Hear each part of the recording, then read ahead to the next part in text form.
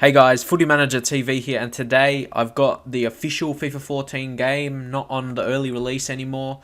So I was thinking to myself, I really think I should start again. But saying that, I'm not stopping my Barcelona career. I just want to start fresh on the actual game with a series that was really requested, being an English team, and I really want to focus on this, starting fresh. Just start, but I'm still saying I'm not stopping my Barcelona one. But for now, I really want to start fresh with my Southampton. I did this in FIFA 13. It was very well received and well liked. Pretty much everyone who viewed it liked it. So hopefully I can get a bit of the same. And yeah, it was a really well liked series. Probably because I wasn't a big team, and yeah, it's probably I can show more of what I want to do. And the reason between like why I'm not going to do Ultimate Team, apart from some pack openings when like Team of the Year is out, and any other special pack openings like Team of the Season or whatever, or special informs like Messi or Ronaldo or someone like that. Yeah, I'm not really. I played a few games on Ultimate Team. I had some good results, but really, I didn't enjoy it. That was the biggest thing. The gameplay, I don't know. There's something about it I didn't like. And career mode, there's so much stuff I want to show. More so with building with young players and how to develop players. That's why I thought Southampton would be a better option than Barcelona. But as I said, I won't be stopping Barcelona. I just wanted to get this out, and I believe people should like this from the start compared to my Barcelona one. I'm just going to fully focus on my video, and I want to focus on the stuff I want to show you. And yeah, that's my plan with this. I'm going to show you how to develop youth players. Look, they don't even have to be youth players, like not the scouted youth players. They could just be younger players in general. So hopefully I can showcase that. And I will be speeding through. You can see this footage right here in the menus, and I'm putting it on extra speed, I guess you can call it. So I can get through it quicker, and so I can sort of explain things quicker, because I think it may be better if I do it this way, because other ways I used to do it, I was kind of not really figuring out what to say, because it was taking really long to get to what I want to show you. So I think this might be the better way, and then I can show you. So of course here, there's an achievement for the Domestic Cup. To be honest, I really want to focus on the league, get a good league position, even though saying last year in FIFA 13, I finished 14th, but I won the FA Cup. So obviously, that kept my job. And I just remember back to my Southampton career last year, and I really enjoyed it. So I would expect most of my subscribers to be interested in this. Obviously, no doubt, some people will still want to see Barcelona, and I'll just reiterate again, that is not finished. It is just, I want to provide some uniqueness, because if I'm just going to be doing career mode and just having one series, to be honest, there's not much different options for subscribers. Some people, if you like Barcelona, you like that kind of thing, you want to see a big team, but obviously there's going to be heaps of people that want me to do a lower Premier League team and develop and how to improve the team into a top 4 team, which I will be showcasing throughout this series. And I think this could be a really long-term one in terms of, like, compared to the Barcelona one. This one could be heaps of episodes, like 5 seasons. Compared to Barcelona, I might lose interest after a season. So I think this could be the longer-term career. I could do it for my whole FIFA 14 career, and it could be a really amazing series for my channel. That's what I plan to do anyway. Just coming off in FIFA 13, doing very well with Southampton, just wanting to continue with that. So here, I went to get a youth scout, Andy Navarro. Not really an English name, that's more of a Spanish name, at least his last name anyway. So with Andy Navarro as my youth scout, English youth scout as well, I'll be looking to bring through a lot of English talent, and I think that could be really well liked by people, because I would have heaps and heaps of subscribers from the UK, not just England as well, but mostly England, I would imagine anyway. So the plan with that is just to bring through heaps, like a real life situation as well. Southampton, they bring through heaps and heaps of young talent. In the last years, they've developed heaps of talent, but obviously those talents have gone to bigger teams. But ideally, I want to keep them, and of course, I'll just mention a couple of names they produced: Theo Walcott and Alex Oxlade-Chamberlain, who's both end up being at Arsenal, and most notably Gareth Bale. And he started at a left back at Southampton, and then obviously as he got more experience, he developed into attacking player. He's gone from left back to left midfield to now like a centre forward type. He played towards the end of last year with Tottenham. And yeah, he's a fantastic player, and I'll be looking to build similar players. But obviously, I'm sure you know, Gareth Bale is Welsh, so I will be trying to scout some other countries when I get the finances to. But obviously, I don't want to spend so much on scout. I want to make a good mix because I'm sure you want me to improve the squad with some first team quality players, which I will do. But I believe the starting 11 is really strong. The next part, like the bench players, aren't good enough in my opinion. The first team is strong enough to come mid-table. We see on the bench there's some low-rated players like Chambers, Gully De Prado, Joe Hoyerfield. There's just a couple, but the defensive midfield's really strong with Wyanma, I think his name is, and Schneiderlin, very good defensive midfielders. Lallana, fantastic player. He's going to be the captain. And Garson Ramirez. Unfortunately, FIFA 13, I had to sell him, or I didn't have to. I got forced to sell him by the board. They just couldn't reject the big offer from Real Madrid. So I'll be looking to keep him. He's going to be pretty much an integral part to our future and the current situation. He's our best player. So I'll be looking for him to assist goals and also score some goals himself. And also the striking situation. Currently we have Emmanuel Mallorca out on loan. He's not as good as last year in the game, so hopefully can improve a bit to get a little bit to last year because he was just dominant like in FIFA 13 for me. But yeah, he's not as good, so he's out on loan to a French team, I believe. So that's disappointing. We don't really have that good young up and coming striker, so that's something I'll be looking to research through my scouting. And here Paulo Gazzaniga. He's probably going to go out on loan, to be honest. I was almost contemplating whether to actually sell him. But the thing is, look at our keepers. We've got really old keepers, and that's going to be... I'm going to sign one keeper. I'm going to show you some players I'm scouting. I'm going to be scouting, obviously I showed you already, the English leagues. And hopefully, I'm searching for promising players. So I really like signing younger players so I can really develop them into good players.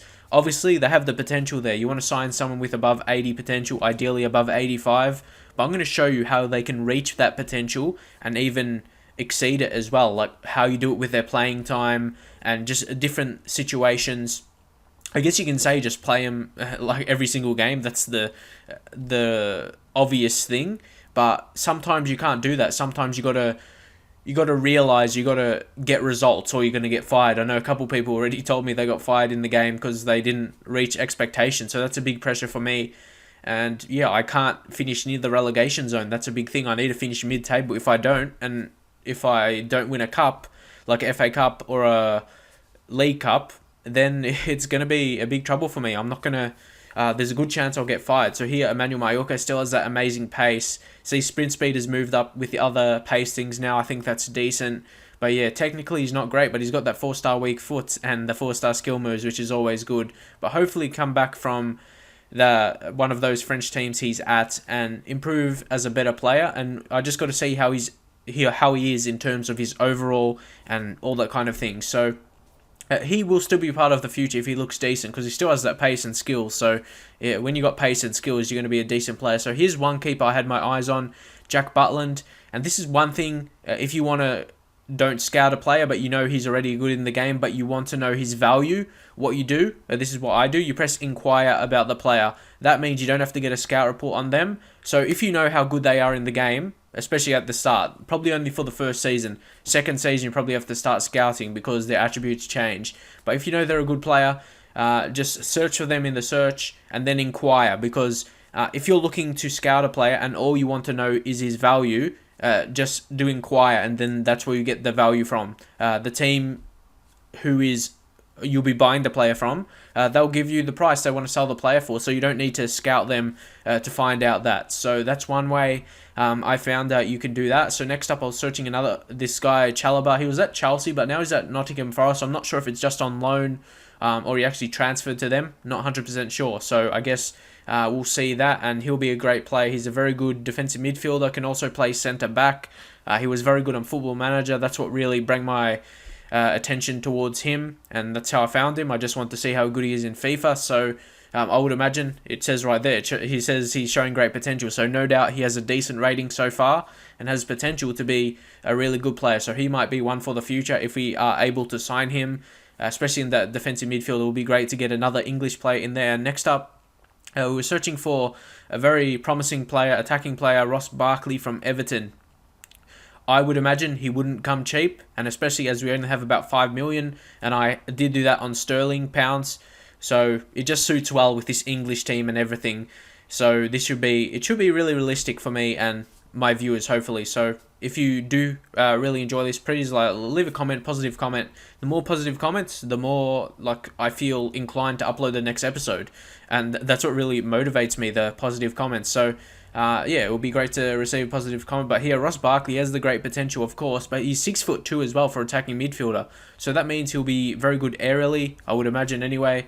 And yeah, I've really liked him in real life so far this season. I've been watching him play. Fantastic. And here's another English player that's not in the top flight, Thomas Ince at Blackpool. He's a very good technical player with a bit of pace and skills as well. I believe he's 4-star skills.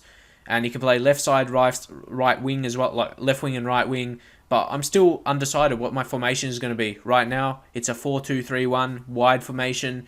Obviously, there's the wide midfielders like left mids and right mids instead of actually wingers, but they kind of play similar anyway, but they just sit back a bit more, so they're better defensively. But also his contract is expiring at the end of the season in 12 months, so who knows, I could pick him up on a free transfer in January. I haven't even gotten to there yet, so I'm not sure how 100% sure it works. So if you do know what you have to do, where you have to go to approach to sign them, or he just appears when you're on them, like I was there, leave in your comments if you've been up to that. So here, of course, I was going to scout England. That's the main thing I was going to do. But this is actually my youth scout, Andy Navarro. And yeah, now you actually know. They actually scout the leagues for the youth players. Before, I didn't really know how they found them. But I'm not sure. Like, they're not actually at teams already. So I'm not sure why it shows leagues. So yeah, I'm not sure how that works. If anyone knows, again, please leave in the comments. But I'm sure it's not that important. So here, Arsenal sealed deal for Karim Benzema, very important. That's a big deal for them, 25.5 million deal for a big striker when they've already got a couple. So it'll be interesting to see how they line up. You got Kobe Arthur there, and this is where heaps of players came through. I just searched for one instruction. I just searched for promising players.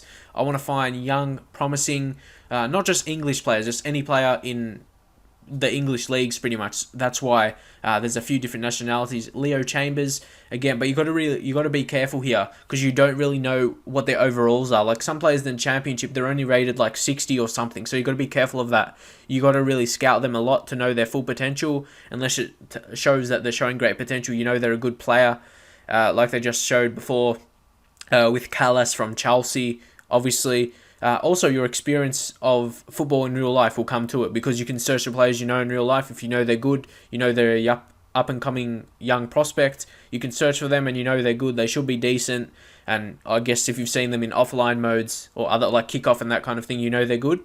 You can easily find them like that with the method I said before, with just inquiring for them to know how much the team wants.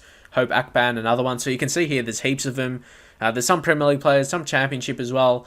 And yeah, that's you can really find good players in the Championship. And the thing is with them, you can get them for cheaper because they're in a lower league, so other teams are in us so much. So this was something interesting I found here. I just felt inclined to show you as I end off this video. Kareem Rossi from Stoke, it says his contract is ending in 0 years and 0 months. So that means his contract is ended. So if you see how much they want, they would probably accept the offer of 200k for him. And I searched him, and he's only like, what, a high 50 overall with a potential of 73. Potentials are out now if you go to Foothead or SoFIFA, I think it is.